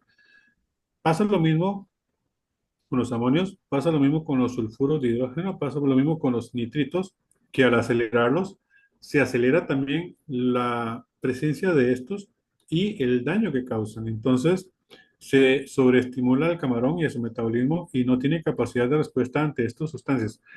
El amonio, por ejemplo, ya viste que con pH altos se vuelve tóxico, con pH bajos se vuelve menos tóxico. Pasa igual con los sulfuros, pasa igual con los nitritos. Ahora, a 28 grados no significa que el camarón no esté siendo dañado por estos compuestos. Si hay daños, pues son daños que a veces no son perceptibles o que son menos agudos, que son menos dramáticos. Pero si tienes animales con concentraciones altas de nitritos y ocurre durante mucho tiempo, vas a tener daños también. Solo que es más lento y cuesta un poquito más notarlo. Pero no significa que estén con condiciones óptimas. Tiene que ver entonces con la temperatura del metabolismo, con la velocidad del metabolismo. ¿Y qué lo determina? La temperatura principalmente. Bien, muchas gracias, doctor. También tenemos una pregunta del compañero Eliezer Bajaña, que nos dice lo siguiente. Por las noches el pH tiende a bajar en las piscinas. ¿Por qué? Sí, fue parte de lo que vimos durante la presentación, que durante el día ocurre un incremento en el pH, durante la noche se reduce, es perfectamente correcto lo que nos está diciendo el compañero. Y decíamos que durante el día el CO2 presente en el agua es atrapado, es fijado, es consumido en gran parte por la fotosíntesis. No todo, pero sí se reduce mucho. Además, hay una parte que escapa a la atmósfera por difusión. Entonces, durante el día, el CO2 que al estar disuelto se convierte en ácido. Entonces, ¿qué pasa? Amanecemos con CO2 alto, que se ha convertido en ácido carbónico. Amanecemos con ácido alto en las mañanas.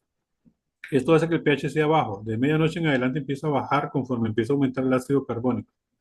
Durante el día, el carbono de ese ácido carbónico empieza a ser capturado por la fotosíntesis y empieza a reducirse.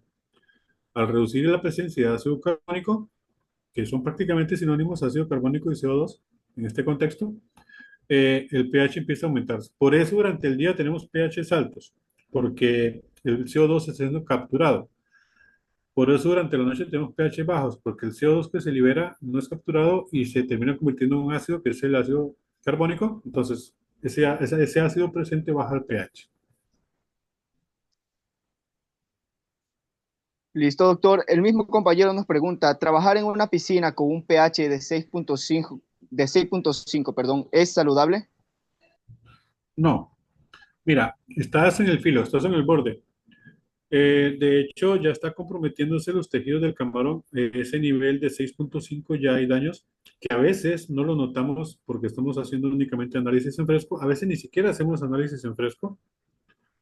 Lo único que hacemos es revisar que el camarón creció, que el camarón no se murió, que el camarón aparentemente está comiendo. Pero hay pequeños datos, pequeños detalles que se nos van a veces, sobre todo cuando no hacemos análisis. Incluso con análisis en fresco hay cosas que no notamos. Notamos únicamente con histopatología. Esta foto, como le mencionaba, es un camarón que está en pH 6.5 y vemos que el intestino, hacia simple vista, con las dos imágenes, sin ser histopatólogos, notamos que hay muchas diferencias. El intestino de la derecha va a tener menos capacidad de absorción. Entonces, puede ser que lo tengas con un pH bajo y no se muera. De hecho, no vas a tener problemas por amonios. Con un pH de 6.5, difícil o casi imposible que tengas problemas por amonios.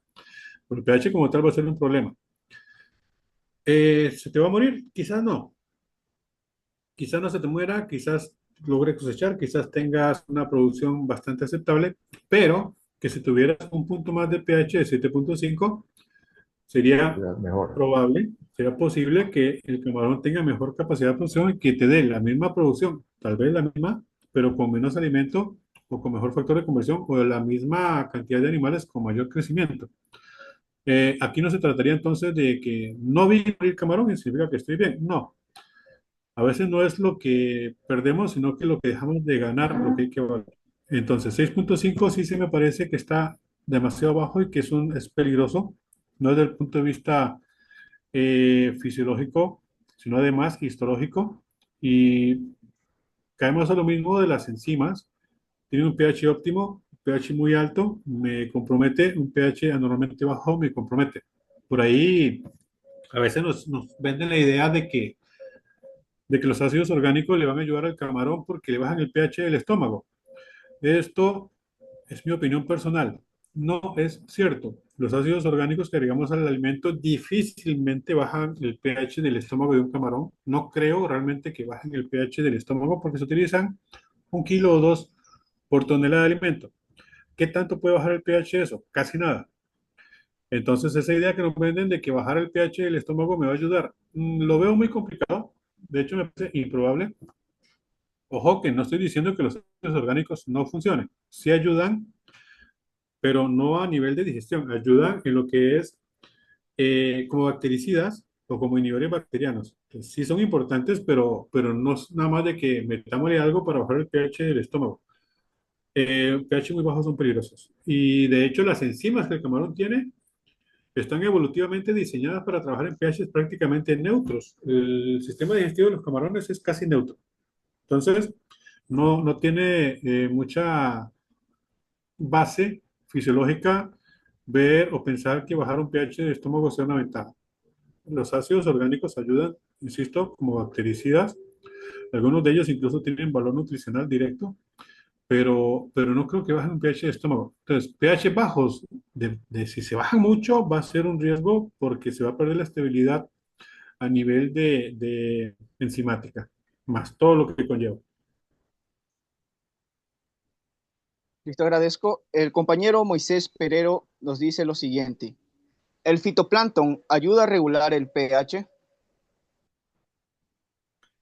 El fitoplancton es el principal, casi exclusivo, pero no es el único, pero sí es de los principales reguladores de pH. Si tuviéramos un agua en una pecera sin microalgas, sin fitoplancton, no va a haber nadie capturando el CO2 durante el día. Un ejemplo, tomamos agua de un estanque y la colocamos en una pecera y le ponemos cloro o le ponemos algo que mate a las bacterias y que mate el fitoplancton, que mate todo. O la esterilizamos, si quieren la hierven y la ponen en una pecera. Esa agua casi no va a cambiar de pH durante el día. Pero si tenemos otra pecera con agua y con fitoplancton, sí van a haber cambios. Ya vimos el tema de que son las microalgas las que capturan el CO2 durante el día y durante el día también están organismos que producen CO2, que son los camarones, el mismo alimento cuando se descompone, las bacterias. Y durante la noche, todos, incluyendo las microalgas, liberan CO2. Entonces, el fitoplancton sí es el principal regulador del pH de los estanques. No es el único porque está el camarón, están las bacterias, está el zooplancton, está los protozoos. Pero sí, sin dudas, el fitoplancton es el más importante en la regulación del pH, para bien o para mal. Si tenemos poblaciones de fitoplancton estables, entonces vamos a tener pH más estables. Agradezco mucho, doctor, por sus respuestas y yo me despido diciendo que tenga una excelente tarde, agradeciendo por todo, pues le doy paso a mi compañero. Muchas gracias. Un gusto. Buenas Tiene- tardes. Bien, continuando con las preguntas, yo tengo una de Walter Calderón. ¿Por qué el pH se hace ácido y qué importancia tiene el pH en la cría de camarones? ya lo vi. El pH, Ay, como lo mencionamos antes, como claro. vimos, tiene que ver con la producción. No quise meter mucho en la parte química porque, aunque me encanta, sí comprendo que es un poquito tediosa. Por acá la tenía, creo. Sí.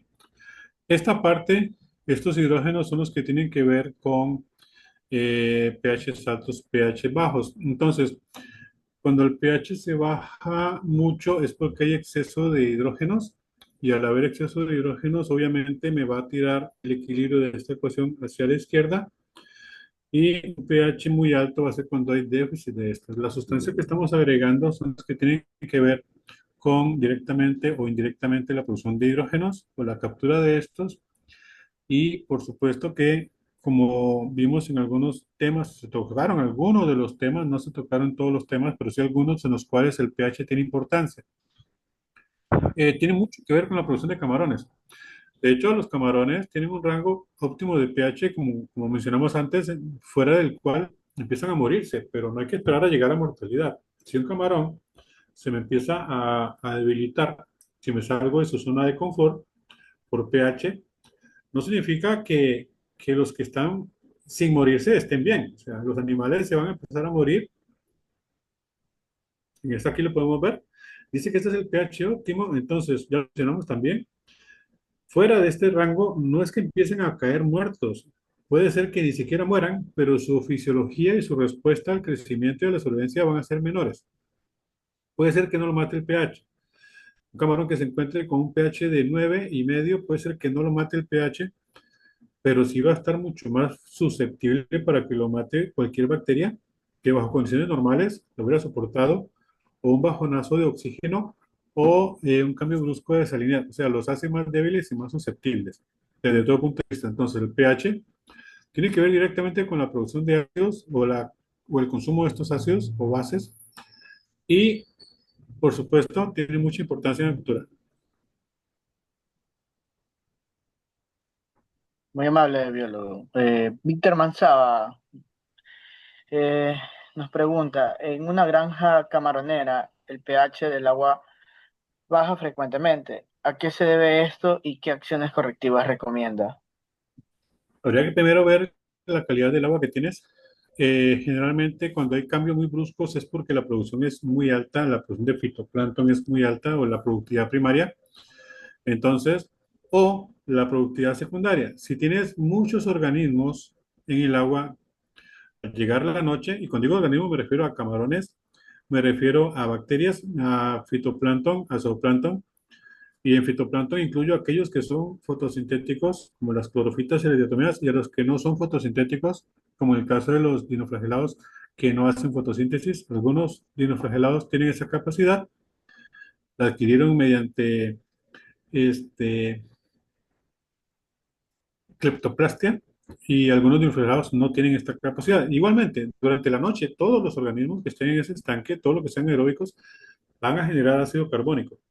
Si tengo una población muy alta, y cuando digo población es todas las formas de vida de ese estanque, va a producirte descensos muy fuertes. Entonces, ¿cómo controlarlo? Bueno, bajando un poquito, lo primero es ver si esa es la causa. Si esa es la causa, te conviene bajar un poco la presencia de productividad primaria. A lo mejor tienes exceso de microalgas y de zooplancton. ¿Cómo? Bueno, lo primero es hacer un conteo. Puede ser un conteo al microscopio con la Neubauer, que sabemos que no es el método más exacto, pero sí ayuda un poco. Y algo mucho más práctico que es el disco Secchi. Si tienes disco de 20, de 15, es muy probable que en la noche tengas variaciones muy fuertes de pH. Entonces, un disco de 35 o 40 te va a dar una estabilidad más buena en el pH. ¿Cómo la mejoras? No necesariamente con algicidas, aunque hay algunos naturales que sí puedan ayudarte, pero también con recambios. O sea, la aplicación de recambio, la utilización de algicidas que no sean químicos pirosos, puede ser algicidas naturales como hidróxidos, y controlar un poquito lo que es la presencia de nutrientes, que no tengas tantos nutrientes en el agua. El silicio no te va a afectar. El silicio tiene que estar arriba de 3 o 8 partes, ojalá arriba de 8 partes por millón, y no te afecta porque el silicio únicamente beneficia a las diatomeas. El problema es cuando tienes mucho fosfato y mucho nitrato, principalmente cuando la relación fósforo-nitrógeno es muy alta. Si la relación fósforo-nitrógeno es excesiva, o sea, mucho fósforo por la cantidad de nitrógeno, entonces vas a tener un exceso de productividad primaria, y ese exceso en la noche te va a bajar el pH. ¿Cómo controlarlo? Bueno, de cambios, menos nutrientes, a lo mejor menos alimento. Si el camarón puede ser que se esté sobrealimentando, habría que evaluarlo y ver la relación nitrógeno-fósforo que tienes, que tiene que ser baja. Primero evaluar a ver si ese es el problema, y luego paso a paso ir buscándole la solución. Muy amable, biólogo. Diana Argurto nos pregunta, ¿existen existen diferencias en los rangos óptimos de pH del agua entre los cultivos de camarón y los cultivos de peces? ¿Por qué? Son especies muy diferentes, entonces cada especie va a tener sus rangos óptimos de pH. Esto aplica para pH, aplica para temperaturas, aplica para salinidades. Por ejemplo, peces si quieres sembrar peces en los estanques de camarón, su rango, si son peces marinos, generalmente los rangos de pH no son tan diferentes a los de camarón. Casi todos están en ese rango de 6,5 a 8,5. La mayoría de peces se mueven también ahí, pero va a depender mucho de a qué especie te refieras. Eh, pero se debe a eso, se debe a que son organismos diferentes, entonces están evolucionados para condiciones diferentes.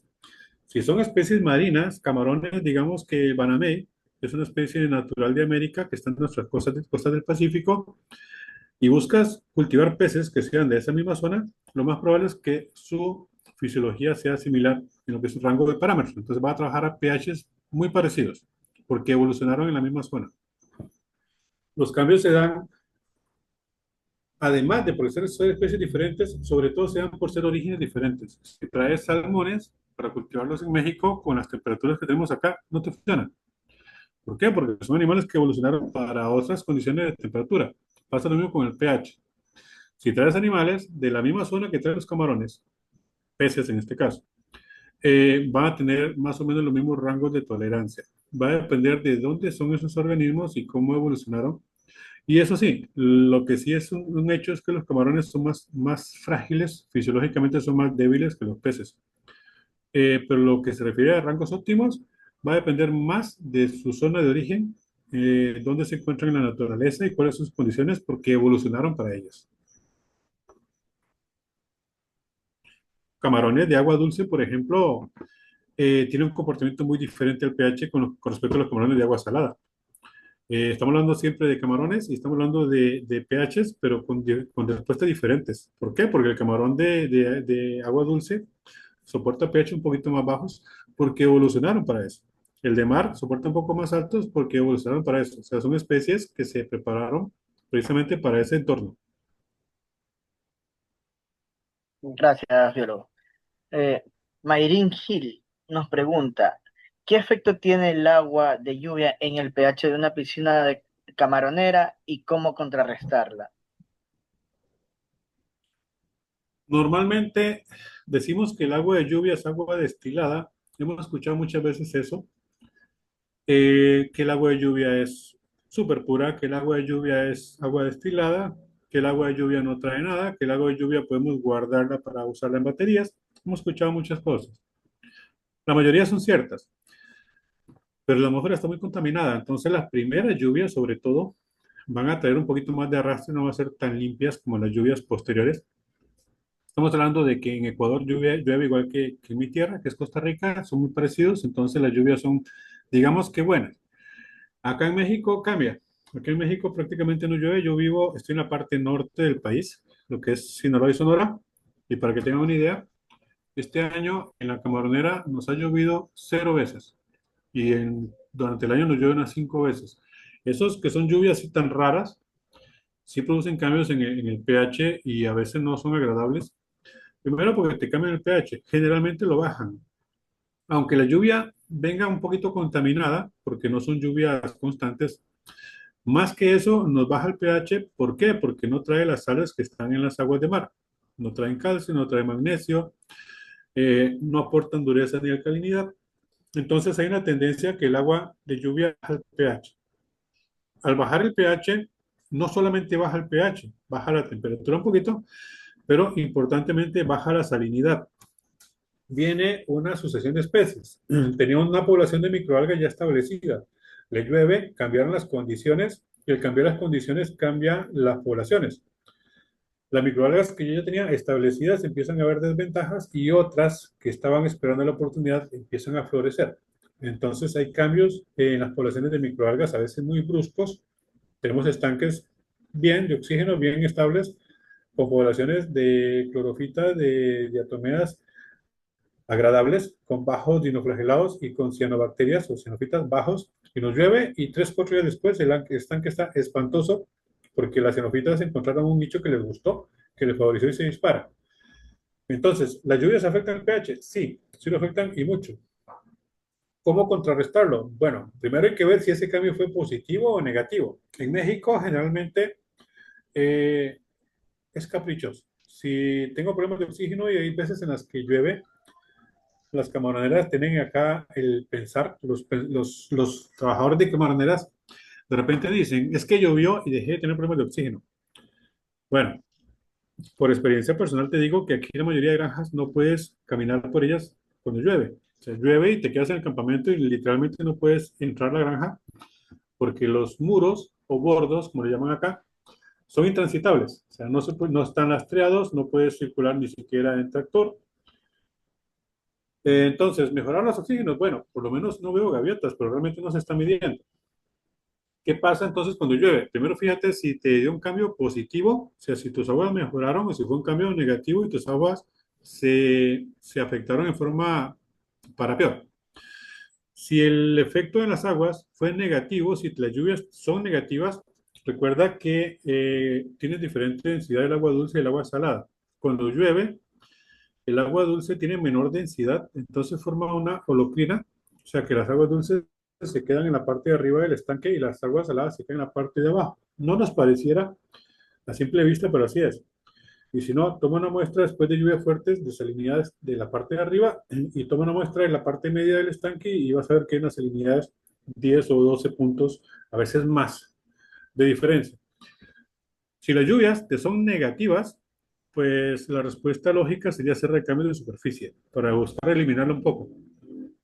Si no son tan negativas, sí te conviene, sin embargo, romper esa holocrina, esa diferencia de densidades, y sería bueno mover un poquito las aguas con aireadores, con fuera de borda, con algo, como para buscar homogenizarlo. Pero en general, todo cambio va a causar un efecto en el estanque. Lo primero es ver si es positivo o negativo y ver cómo vamos a responder ante él, dependiendo. O sea, si llovió y es algo que me alegra, qué bien, no me afecta, me ayuda. Pero en el caso nuestro, por ejemplo, que si empieza a dar problemas por xenofitas, después nos toca hacer muchos recambios, nos toca hacer fertilizaciones con silicatos, nos toca no aplicar ninguna fuente de fosfato porque favorece las xenofitas, para ver si logramos restablecer el equilibrio que teníamos antes de las lluvias. Gracias, Cielo.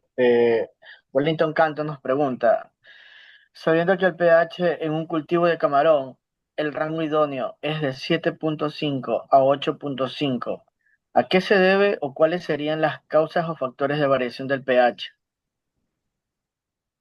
Es multifactorial. Ya vimos que el fitoplancton y la fotosíntesis tienen un papel determinante.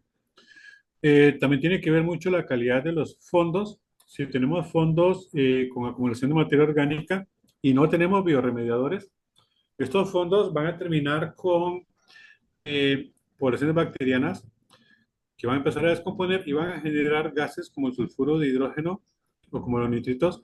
Y muchas de estas sustancias, como el sulfuro de hidrógeno, tienden a formar acidificar, perdón, los fondos. Entonces, ¿qué me cambia el pH? Depende de qué punto específico del estanque estés. Si es propiamente la columna de agua, sobre todo en la parte superior, la principal causa de variaciones es la fotosíntesis y el fitoplancton. Durante el día te va a subir la presencia de oxígeno y te va a subir el pH. Durante la noche te va a bajar por las razones que ya comentamos antes, respiración. Pero además hay microclimas. Las compuertas de salida a veces tienen fondos muy ácidos, fondos negros que huelen mal, que decimos que huelen a huevo podrido, que no es eso. O sea, realmente un huevo podrido huele a huevo podrido porque tiene sulfuros de la descomposición, las vitaminas, las proteínas contienen azufre en algunos aminoácidos como es natural. Entonces, ¿qué pasa? Que, por ejemplo, la metionina empieza a descomponerse las proteínas y esas proteínas al descomponerse liberan ese olor a sulfuro de hidrógeno. Los huevos podridos huelen a sulfuro de hidrógeno, no el sulfuro de hidrógeno del huevo. ¿Qué pasa? Que estos fondos descomponiéndose generan ácidos. Otra zona, 10 o 15 metros después de esa, puede tener un pH muy distinto. Puede ser que debajo de los alimentadores, si estamos sobre todo utilizando más del necesario, se acumule un poquito de ácidos. Si no utilizamos bioremediadores, vamos a tener incrementos de acidez, pero en zonas focales. Entonces depende de qué punto es el que está buscando esa variación para a través de eso buscar la explicación. O sea, si son fondos, generalmente se desidifican cuando hay exceso de materia orgánica. Si es en columna de agua, la principal causa, pero no la única, es la fotosíntesis y la respiración. Gracias, ingeniero. Siguiente pregunta. Anthony Pluas. En vista del cambio climático, ¿qué estrategia de manejo recomienda para mantener un equilibrio óptimo entre pH y alcalinidad en estanques, especialmente durante las variables térmicas? ¿Cómo le están variando las alcalinidades? ¿Están bajando o le están subiendo?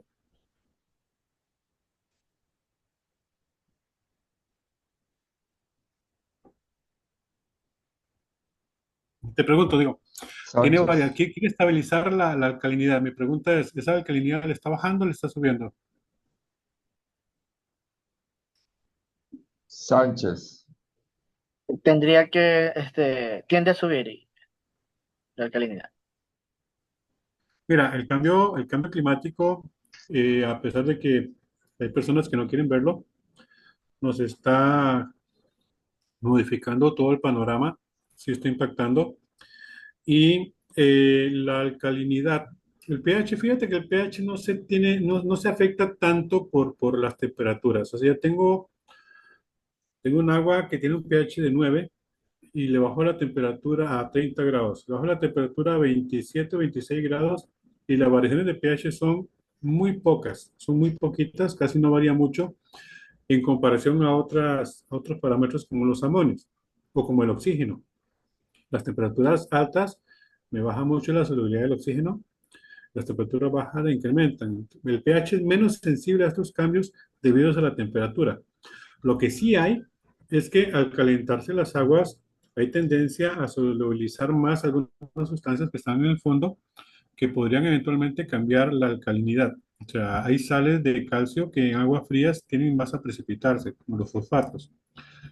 Eh, lo que tenemos que hacer contra el cambio climático es lo que tiene que hacer todo el mundo, que es buscar reducirlo, buscar menos emisiones, buscar menos quemas, obviamente tratar de contrarrestar un poco y estabilizar temperaturas con siembras. Las granjas ecuatorianas me encantan, porque son como las de Costa Rica, que son granjas que son verdes, que son agradables a la vista.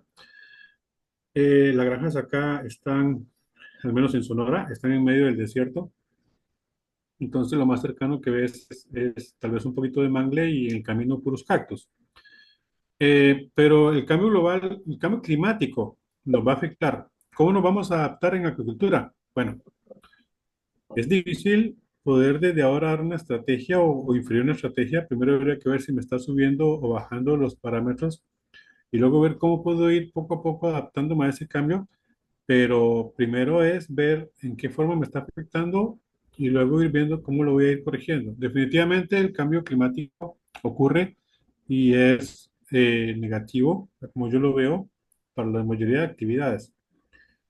¿Va a afectar la agricultura? Sí, como cualquier otro cambio, como el niño, como la niña, pero nos toca adaptarnos y ver qué tan impactante va a ser este cambio a corto plazo. Creo que va a ser algo más bien gradual.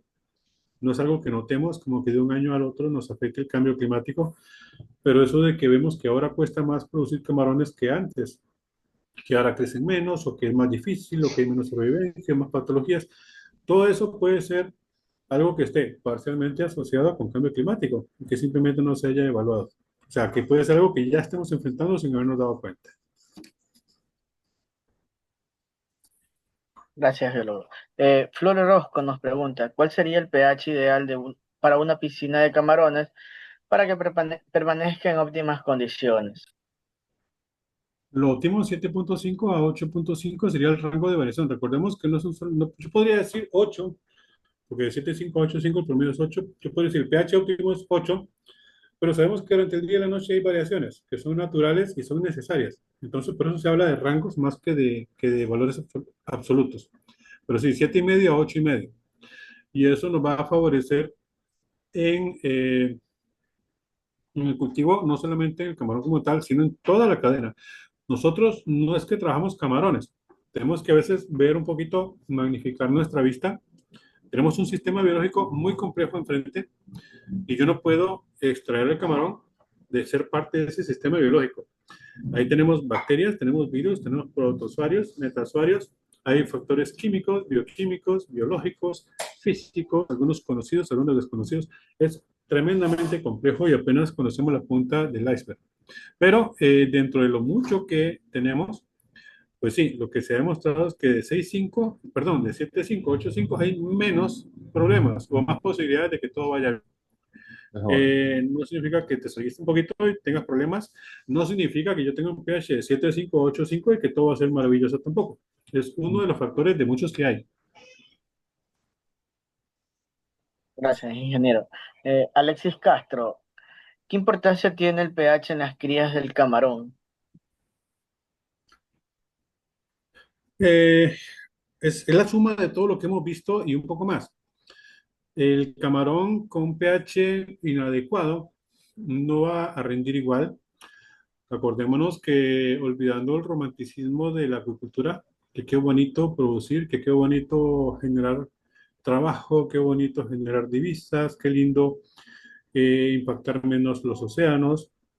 Olvidándonos de todo eso, esto es un negocio. Entonces, cualquier cosa que afecte contra ese negocio, a lo mejor a mí no tan directamente me va a afectar, pero sí a los que producen camarón. Y si no hay productores de camarón, yo tampoco tengo en qué trabajar. Entonces, a la larga me afectará.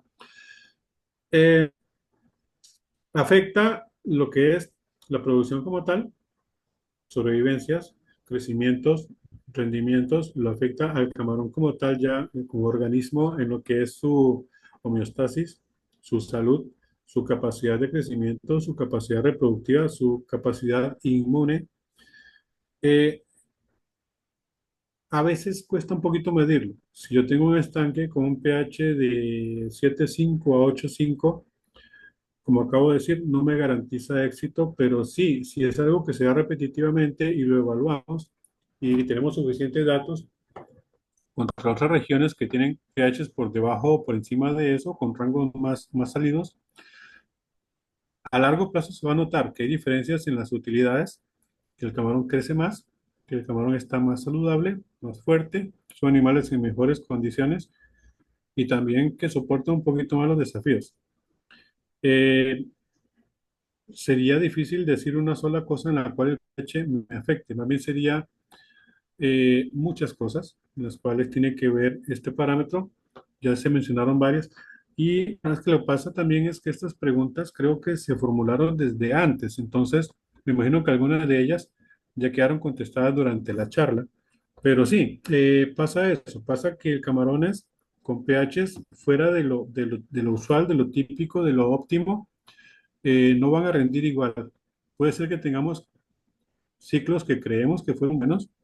Sí, sí fue buen ciclo, sí tuve buenas solvencias, sí gané, sí hubo éxito, pero ok, busquemos mejorarlo y luego vamos a evaluar si eso me hizo alguna mejoría, porque siempre se puede optimizar. No se trata solo de que no sobreviva, se trata de que sobreviva y sobreviva bien.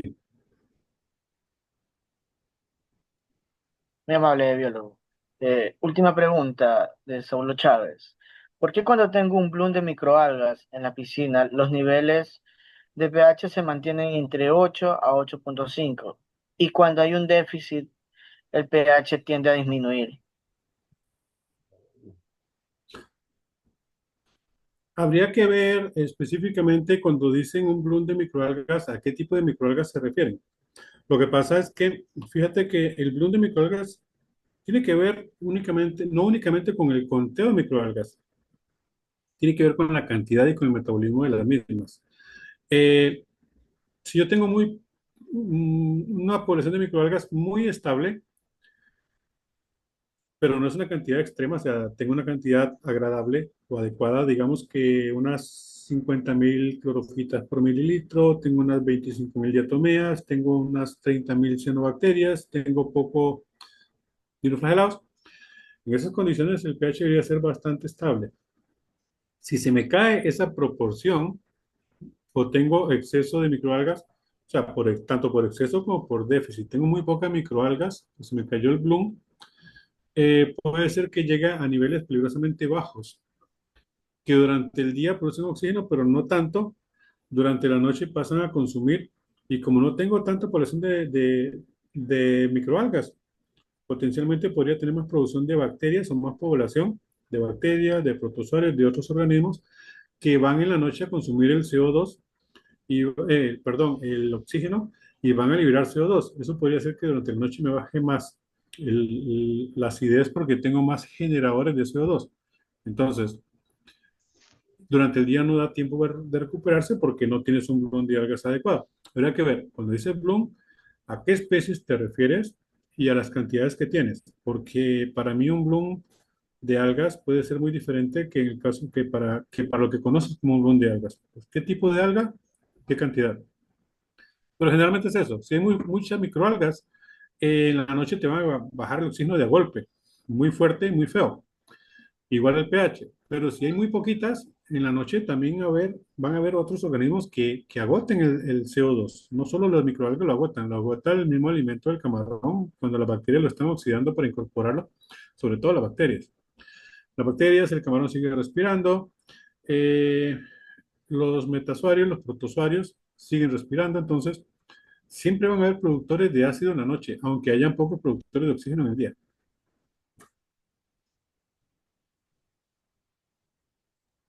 Muy amable, ingeniero. Ya serían todas las preguntas. Bueno, en este momento el señor Luis Ángel tiene alguna consulta. Luis Ángel,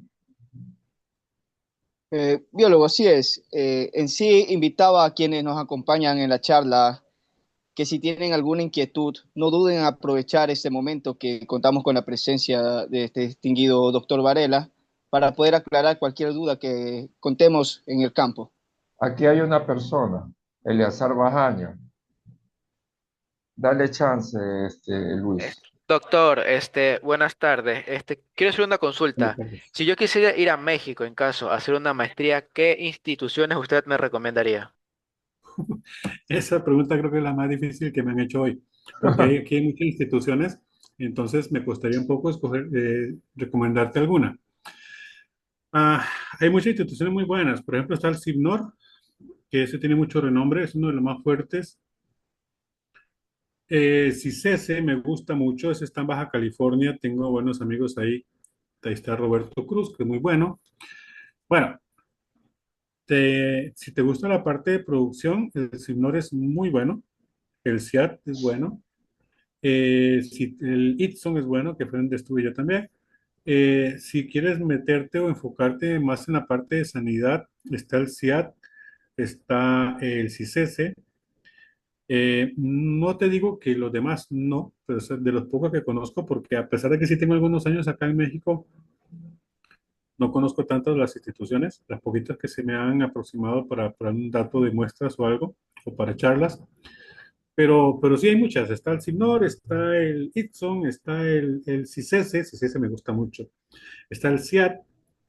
eh, pues no sé, depende de qué especialidad quisiera llevar.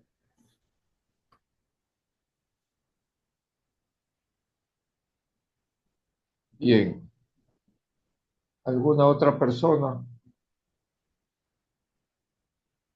que quiera Por hacer ahí alguna está, consulta? creo que está en pantalla todavía mi correo. Igualmente Ahí está su con correo, sí. Ricardo, con el doctor Ricardo tengo muy buen contacto, tengo la suerte de ser amigo de él hace varios años. Entonces, cualquier duda me la pueden triangular con él. Estamos en constante contacto y tenemos buena amistad hace tiempo. Siéntese en confianza Ya o pues. pregúntale a él para que me triangule la pregunta o me escriben directamente. Ahí está el correo. No, a veces no Ya, contesto el mismo día por cuestiones de trabajo, pero en cuanto pueda les voy a responder. ya.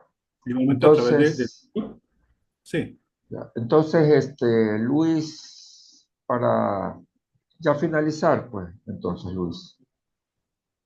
Así es, entonces, pues si no tenemos más, agradecemos antes que nada en nombre de todos los que conformamos la modalidad virtual de Cefocadi, versión número 15, darle las gracias por su tiempo, gracias por la charla que nos acaba de anunciar el doctor Alexander y siempre contando con Dios, esperarlo muy pronto conocerlo para seguir compartiendo, ¿no? Para seguir dándonos las capacidades necesarias para seguir en este campo, que es bien amplio y todos los días se aprende algo nuevo. Yo en lo personal le agradezco y en nombre de mis compañeros que conformamos, le agradecemos por su tiempo. No, para mí es un gusto. Ricardo lo sabe, cada vez que me necesiten ahí voy a estar. Gracias, Eh, doctor. Estamos a la orden y ya tengo rato que no voy a Ecuador, creo que tengo como 15 años, me gusta mucho. Ya hasta que Vamos a se ver venga. cuándo se me da a ir por allá. Cuando tenga oportunidad de ir por allá, voy a hablar con el doctor Ricardo Claro. para dar una vuelta por ahí también. Perfecto, doctor. Bienvenido. Muchas Entonces, gracias. muchísimas gracias a todos los que han asistido a la conferencia. Nos despedimos. Muy amable, doctor. Muy amable. Muchas gracias a Muchas ustedes. gracias, Con doctor. muchísimo Gracias. gusto. Muchas gracias, Gracias Estamos a la a orden. todos. Gracias. Gracias a todos. Gracias por la Muchísimas invitación. gracias, doctor, de mi Muy parte. compartido con Bendiciones. ustedes. Ustedes saben. Gracias. Muchas gracias.